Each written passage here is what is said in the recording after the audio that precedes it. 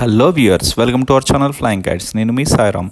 ఈరోజు నేను మీకు చూపించాలి అని అనుకుంటున్న ప్లేస్ హైదరాబాద్లో అత్యంత ముఖ్యమైన దేవాలయాల్లో ఒకటైన జూబ్లీ హిల్స్లో ఉన్న పెద్దమ్మ తల్లి ఆలయం గురించి నేను మీకు ఈరోజు తెలియజేయబోతున్నాను. హైదరాబాద్ నగర ప్రజలకే మాత్రమే కాకుండా ఉభయ తెలుగు రాష్ట్రాలైన తెలంగాణ, ఆంధ్ర ప్రాంత ప్రజలకు ఈ ఆలయం గురించి తెలియని వారంటూ ఎవరూ ఉండరు. ఈ ఆలయం చరిత్ర విషయానికి వస్తే, ఈ ఆలయం హైదరాబాద్ పరిసర ప్రాంతాల్లో ఉన్న పురాతనమైన ఆలయాల్లో ఈ ఆలయం కూడా ఒకటి. ఈ ఆలయాన్ని మాజీ మంత్రి పి జనార్దన్ రెడ్డి గారు పునర్నిర్మాణం జరిపించారు. ఈ ఆలయం ప్రాంగణం ఉన్న గర్భగుడి 5 అంతస్తులతోనూ మరియు 7 అంతస్తుల రాజగోపురాన్ని నిర్మించారు. వీటితో పాటు భక్తుల కోసం కళ్యాణ మండపం, వసతి గృహాలు, నిత్యాన్నదానం ఇట్లాంటి చాలా ఏర్పాట్లు భక్తుల కోసం ఏర్పాటు చేశారు.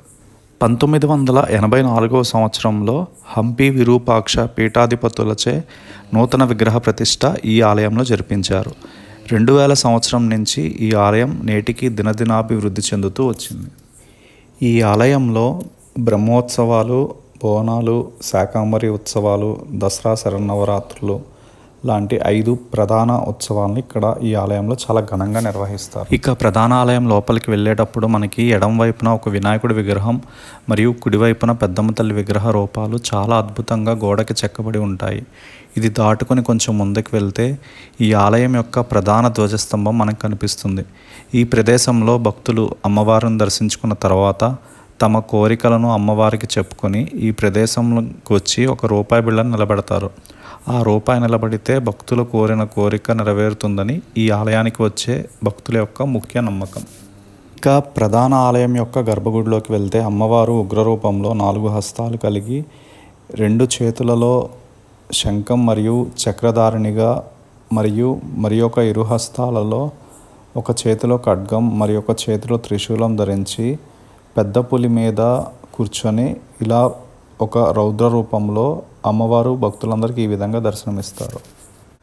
అమ్మవారిని దర్శించుకున్న వెంటనే గర్భగుడి వెనక భాగంలో ఒక చిన్న ఉపాలయం ఉంటుంది. ఈ ఉపాలయంలో వినాయకుడితో పాటు అష్టలక్ష్మీదేవి యొక్క విగ్రహాలను ఏర్పాటు చేశారు.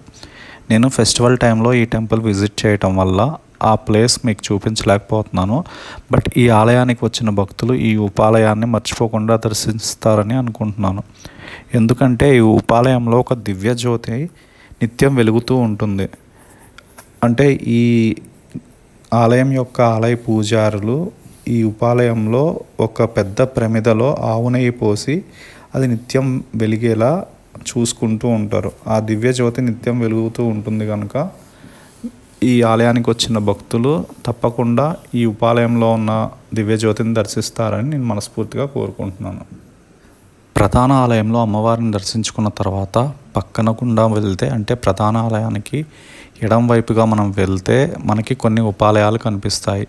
ఈ ప్రదేశంలో ప్రసాదాలయం మరియు నాగేంద్ర స్వామి వారి ఆలయం ఉంటుంది. ఇప్పుడు మీకు కనిపిస్తున్న ఈ ఆలయంలో ఒక నాగేంద్ర స్వామి పుట్ట ఉంటుంది మరియు దీంతో పాటుగా నాగదేవత మరియు నాగేంద్ర స్వామి వారి విగ్రహాలని పడగల రూపంలో దేవతా విగ్రహాలను ఇక్కడ ప్రతిష్ఠించారు. ఈ ప్రదేశంలో సర్పదోషాలకి కొన్ని ప్రత్యేకమైన పూజలు కూడా నిర్వహిస్తారు. ఈ ఆలయం పక్కనే భక్తుల కోసం వసతి గృహాలు మరియు కళ్యాణ మండపం మనకి కనిపిస్తుంది. నాగేంద్ర స్వామి ఆలయానికి కుడివైపున 2 అంతస్తులతో నిర్మితమైన ప్రసాదాలయాన్ని నిర్మించారు. ఈ భవనంలో పులిహోర, లడ్డు మరియు రకరకాల ప్రసాదాలను ఈ భవనంలో తయారు చేస్తారు. ఈ భవనానికి పైభాగంలో శ్రీ మహాలక్ష్మి, విఘ్నేశ్వరుడు మరియు శ్రీ మహాసరస్వతి దేవి కోసం 3 ప్రత్యేకమైన ఉపాలయాన్ని నిర్మించారు. ప్రధాన ఆలయం ఉదయం 5:30 నుంచి మధ్యాహ్నం 1 గంట వరకు ఓపెన్ చేసి ఉంచి అమ్మవారికి 1 గంటకు నైవేద్యాన్ని సమర్పిస్తారు. ఆ తర్వాత గుడిని క్లోజ్ చేసి తిరిగి మళ్ళీ భక్తుల కోసం 3 గంటలకు ఓపెన్ చేస్తారు. మధ్యాహ్నం 3 గంటల నుంచి నైట్ 9 గంటల వరకు అమ్మవారి దర్శనానికి అనుమతి ఇస్తారు. 9 గంటలకు అమ్మవారి యొక్క పవలింపు సేవ స్టార్ట్ అవుతుంది. ఈ పవలింపు సేవ అస్సలు మిస్ అవ్వద్దు. ఎందుకంటే ఒక్కసారి అన్న అమ్మవారి పవలింపు సేవలో దయచేసి పాల్గొనండి. ఎందుకంటే అమ్మవారి యొక్క పవలింపు సేవ స్టార్ట్ అయ్యే ముందు అమ్మవారిని ప్రతిరోజు ఉత్సవ విగ్రహంలో మొదట పల్లకి సేవతో గుడి మొత్తం 3 ప్రదక్షిణలు చేసి ఆ తర్వాత అమ్మవారి గర్భగుడి యొక్క వెనుక భాగంలో ఉన్న అద్దాల మండపంలో పవలింపు సేవను ప్రారంభిస్తారు. తిరిగి ప్రతిరోజు ఉదయం 5 గంటలకు మంగళ వాయిద్యాలతో అమ్మవారిని మేల్కొలుపుతారు. ఈ ప్రసాదాలయం పక్కనే మాజీ మంత్రి గారు అయిన పి. జనార్దన్ రెడ్డి గారి కోసం ఒక ప్రత్యేక భవనాన్ని నిర్మించారు. ఈ భవనంలోనే ప్రతిరోజు మధ్యాహ్నం అన్నదానాన్ని నిర్వహిస్తారు. మాజీ మంత్రి అయిన పి. జనార్దన్ రెడ్డి గారు 2007వ సంవత్సరంలో కాలం చెందటం వల్ల ఆయన జ్ఞాపకార్థం ఈ భవనాన్ని ఏర్పాటు చేశారు. ఈ భవనంలో జనార్దన్ రెడ్డి గారి విగ్రహం నిజంగా కూర్చొని ఉండి భక్తులను గమనిస్తున్నట్టుగా ఒక మైనంతో విగ్రహాన్ని ఏర్పాటు చేశారు. నా వీడియో ఇప్పటి వరకు చాలా ఓపికగా చూసిన మీ అందరికీ ధన్యవాదాలు తెలుపుకుంటూ, నా వీడియో మీకు అందరికీ నచ్చిందని నేను అనుకుంటున్నాను. నా వీడియో కనుక మీకు అందరికీ నచ్చినట్లయితే కనుక please like, subscribe and share my channel for more videos. Thank you.